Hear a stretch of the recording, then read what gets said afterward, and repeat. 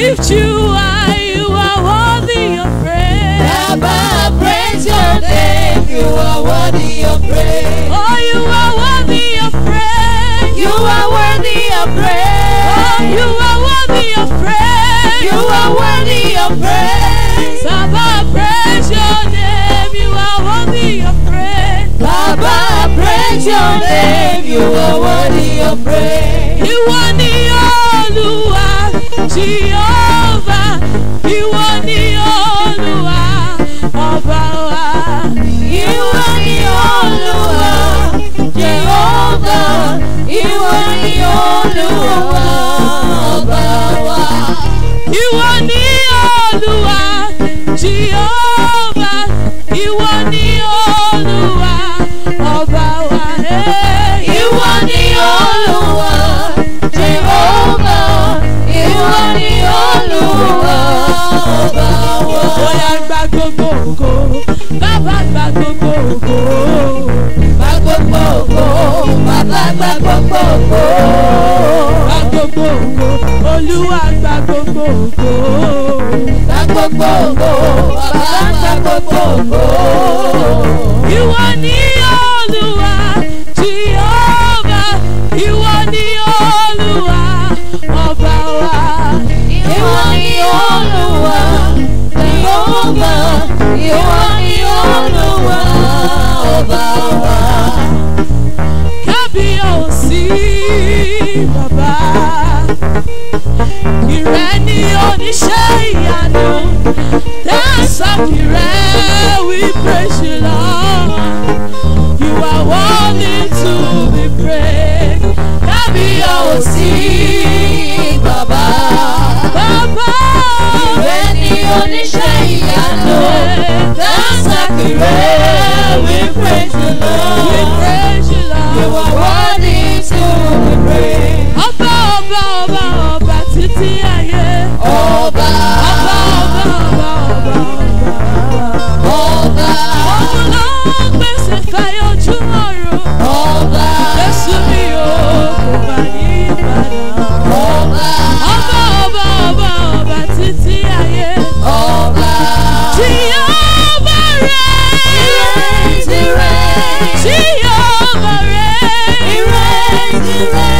Jehovah reign.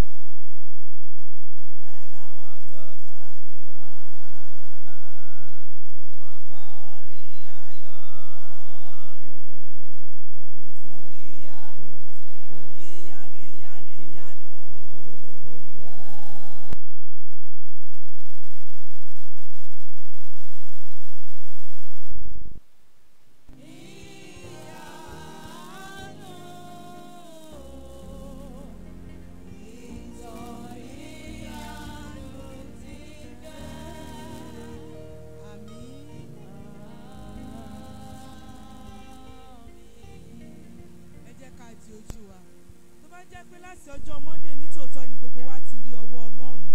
Nítòótọ́ láti ọjọ́ Monday lọ́lọ́run ti ṣe ohun ìyanu kan nínú ayé ẹnì kọ̀ọ̀kan wa. Ẹ jẹ́ ká bẹ̀rẹ̀ sí yin Ọlọ́run. Ọlọ́run tó dára sí wa láti ọjọ́ Monday. Ọlọ́run tó ń ṣàánú fún, Ọlọ́run tó ń ràn wá lọ́wọ́. Ọlọ́run tí ò fi wá sílẹ̀ ní àwa nìkan. Jẹ́ ká bẹ̀rẹ̀ sí dúpẹ́ ní ọwọ́ Ọlọ́run fún ohun tí Ọlọ́run ti ṣe láti ọjọ́ Monday títí di wákàtí àdúrà ọpẹ́.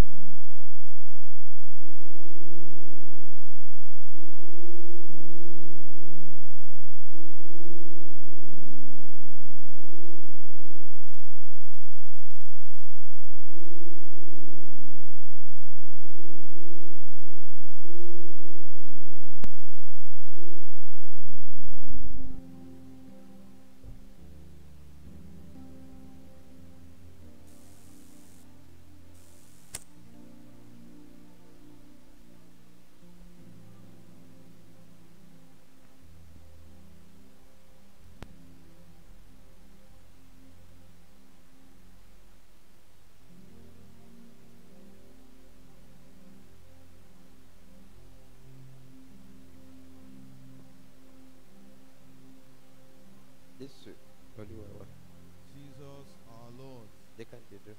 Let us stand.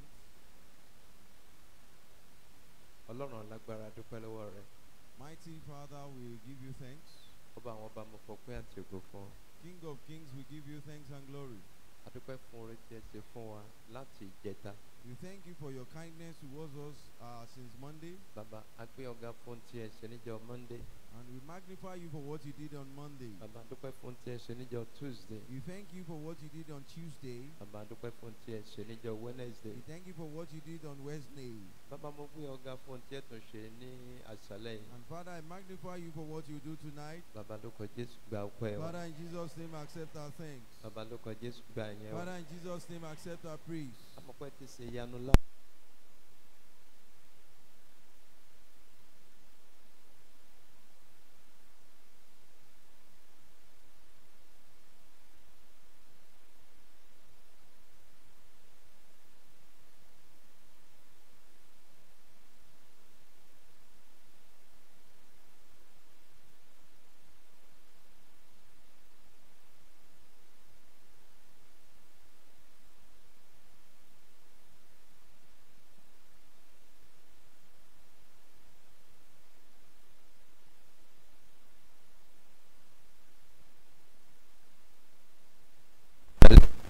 To pray tonight, the grace from above to look unto us. Father, in Jesus' name, release to us every forces of the enemy tonight. In Jesus' name, is rendered to naught. Every forces of the enemy, the evil inspiration, the evil hands, the evil forces. In Jesus' name, Holy Ghost will consume you. Holy Ghost will consume you. The Holy Scripture says the strangers shall fade away, and with fear go out of their close places. For it is written that the day that I call upon the name of the Lord, shall my enemies turn back. And I command, I am not suggesting,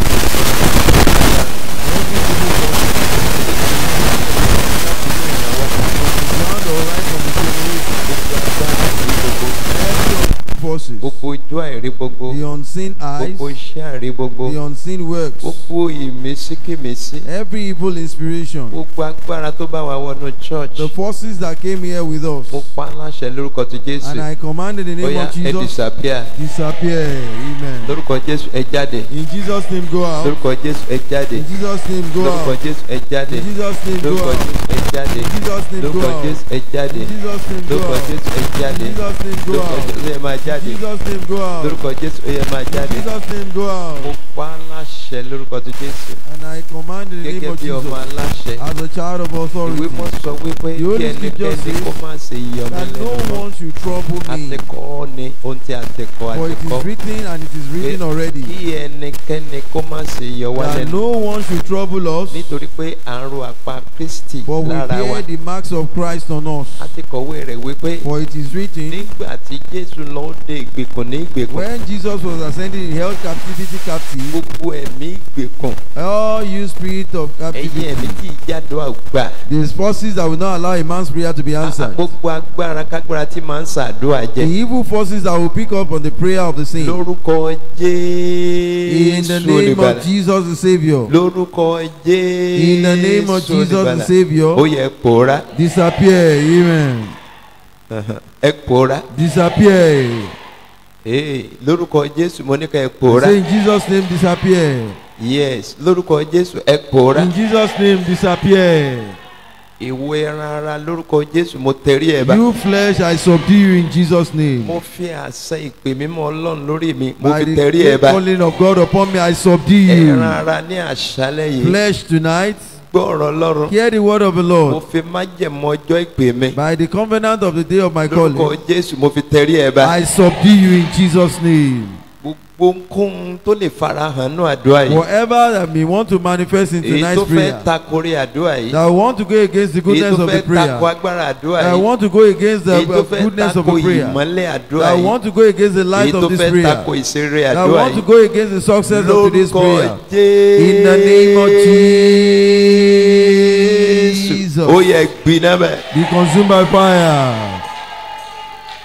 Ìwọ ẹ̀mí tó lóṣòó. You that spirit that is squatting. Lórúkọ Jésù olùbàlà. In the name of Jesus Savior. Wherever you are. Idẹ̀ mímọ́ kó bá ọ. The sword of the Holy Spirit affect you. Ibi tó lóṣòó sí. Where you are squatting. Ilẹ̀ kó lanu kó gbé ọ mì. The ground open up and swallow you up. Ọ̀ ní ríṣẹ́ ṣe. You will not succeed. Lórúkọ Bàbá. In the name of Father. Lórúkọ Ọmọ. In the name of the Son. Lórúkọ Ẹ̀mí Mímọ́. In the name of the Holy Ghost. Gbogbo igbá àyà ó yá ẹgbàgbára Ọlọ́run. Be just receive the power of God. Èpè Ọlọ́run lórí mi mo fi wí. I declare this by the calling of God upon me. Every heart those ó yá ẹgbàgbára Ọlọ́run. receive the power of God. Iná Ẹ̀mí Mímọ́ kó wọnú igbá àyà Holy yẹn. Ghost shall go into the heart. Agbára Ẹ̀mí Mímọ́ kó wọnú igbá The àyà power of yẹn. Holy Ghost go into our heart. Gbogbo ṣé òkùnkùn ní àṣálẹ́ The yìí. evil works of darkness Ẹ̀jẹ̀ tonight. Jésù mo fi By the bàjẹ́. blood of Jesus I destroy. Gbogbo ṣé òkùnkùn pátá. Every works of darkness. Ẹ̀jẹ̀ Jésù mo fi I bàjẹ́. destroy with the blood of Jesus. Àdúrà rẹ kò ní ní dènà. Our prayer shall not be hindered. Àdúrà rẹ ló kọ Jésù mo ní òní ní dènà. I say your prayer in Jesus' name it shall not be hindered. Àdúrà ti àṣálẹ́ The yìí prayer for tonight. ló kọ Jésù kó dínà. In Jesus' name it is on to fire. Mo ní kó dínà. I say in Jesus' name it is on to fire. Àdúrà ti àṣálẹ́ The yìí prayer of tonight. ló kọ Bàbá àti Ọmọ In àti the Ẹ̀mí name of Mímọ́. the Father, Ó Son yá and kó Holy Ghost. dínà. It is on to fire.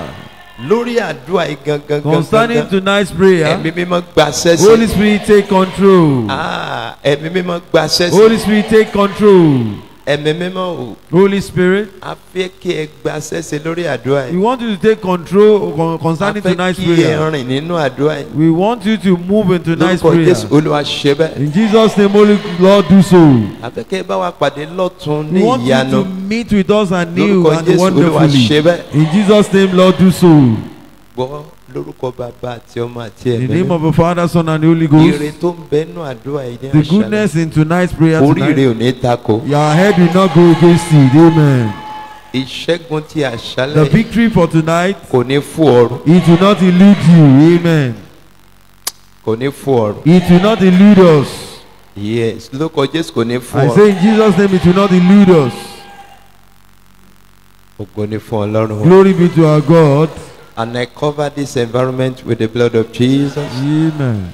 I cover this environment with the blood of Jesus. I cover your destiny with the blood of Jesus. I cover your spirit, soul, and body with the blood of Jesus. I say, I cover you with the blood of Jesus. I cover you with the blood of Jesus. I cover your children with the blood of Jesus. I cover your husband with the blood of Jesus. I cover your wife with the blood of Jesus. Blood of Jesus. Blood of Jesus. Blood of Jesus. Blood of Jesus. Àdúrà tí àṣálẹ́ ìmọ̀rìbọnú ẹ̀jẹ̀ Jésù. The prayer for tonight is soaked in the blood of Jesus. Ìlérí yìí kó ṣẹ. The promise shall be fulfilled. Amen. Lórúkọ Jésù kó ṣẹ. In Jesus' name it shall be fulfilled. Ní àṣálẹ́ yìí kó ṣẹ. In Jesus' name tonight it will be fulfilled. Nígbà tó bá fi pò ń bí. By the time we will be leaving this place tonight, ayọ̀ rẹ máa kún. Our joy shall be full. Amen. Àní ayọ̀ rẹ máa kún. Amen. I say our joy shall be full. Ọba tó máa mú kí ayọ̀ kún. The king that will make the joy of man to be full. Ó máa mú kí ayọ̀ rẹ kó kún. He will make your joy to be full. Ọba tó máa ń yí ìgbà padà. The king that will change the time and season. Yóò yí ìgbà rẹ He padà will sí rere. change your season for good. Amen. Ọgbọ́n ilé ibi tó ti máa ń fèlì. Now hear this at that particular point where you Ọba usually rí àmì fail. mẹ́ta ṣe. If you are able to say 3 powerful amen, Lórúkọ Bàbá àti in the name Ọmọ of the àti Father, Ẹ̀mí Son, and Holy Ghost. ọ̀ ní fèlì mọ́. Amen. Amen. Amen. Jesus' name. Ó ti rí bẹ́ẹ̀. It is so already. Lórúkọ Bàbá. In the name of the Father, Lórúkọ Ọmọ. name of the Son, Lórúkọ Ẹ̀mí name Mímọ́. of the Holy Ghost. Jésù Olúwa wa. Jesus our Lord. Gbé ọwọ́ méjèèjì sókè. Put up your hands. Aka Psalm 24. We recite Psalm 24. 1, 2, 3. Ó yá o. Tí Olúwa ní ilẹ̀ àti ẹ̀kún rẹ̀, ayé àti àwọn tó tẹ̀dó sínú rẹ̀. Ìjọ tó fìdí rẹ̀ sọlẹ̀ lórí òkun, ó sì gbé kalẹ̀ lórí àwọn ìsun omi. Ta ni ó gun orí òkè Olúwa lọ? Tàbí ta ni ó dúró síbi mímọ́ rẹ̀? Ẹni tó ní ọwọ́ mímọ́ àti àyà funfun. Ẹni tí ó gbé ọkàn rẹ̀ sókè sí asán, tí kò sì bú rẹ̀ tán. Òní ó rí ìbùkún gbà lọ́wọ́ Olúwa, àti òdodo lọ́wọ́ lọ́rùn ìgbàlà rẹ̀. Èyí ni ìran àwọn tí ń ṣe àfẹ́rí rẹ̀, tí ń ṣe àfẹ́rí Ọlọ́run Jákọ́bù. Ẹ gbé orí yín sókè, ẹ̀yin ẹnu ọ̀nà, kí a sì gbé yín sókè, ẹ̀yin ilẹ̀kùn ayérayé, kí ọba ògo kó wọnú ilé wa. Ta ni ọba ògo yìí? Olúwa tí ó le, ó sì ní agbára. Olúwa tó lágbára ní ogun. Ẹ gbé orí yín sókè, ẹ̀yin ẹnu ọ̀nà, kí a sì gbé yín sókè, ẹ̀yin ilẹ̀kùn ayérayé, kí ọba ògo kó wọnú ilé wa. Ta ni ọba ògo yìí? Olúwa àwọn ọmọ ogun, òun náà ni ọba ògo. Àmín. Ẹ kà ní ìgbà méjì sí ó yá nígboyà. Tí Olúwa ní ilẹ̀ àti ẹ̀kún rẹ̀, ayé àti àwọn tó tẹ̀dó sínú rẹ̀. Òrì tó fìdí rẹ̀ sọlẹ̀ lórí òkun, ó sì gbé kalẹ̀ lórí àwọn ìsun omi. Ta ni yóò gun orí òkè Olúwa lọ? Àbí ta ni ó dúró síbí mímọ́ rẹ̀? Ẹni tó ní ọwọ́ mímọ́ àti àyà funfun. Ẹni tí ó gbé ọkàn rẹ̀ sókè sí asán, tí kò sì búra ẹ̀tàn. Òní ó rí ìbùkún gbà lọ́wọ́ Olúwa, àti òdodo lọ́wọ́ Ọlọ́run ìgbàlà rẹ̀. Èyí ni ìran àwọn tí ń ṣe àfẹ́rí rẹ̀, tí ń ṣe àfẹ́rí Ọlọ́run Jákọ́bù.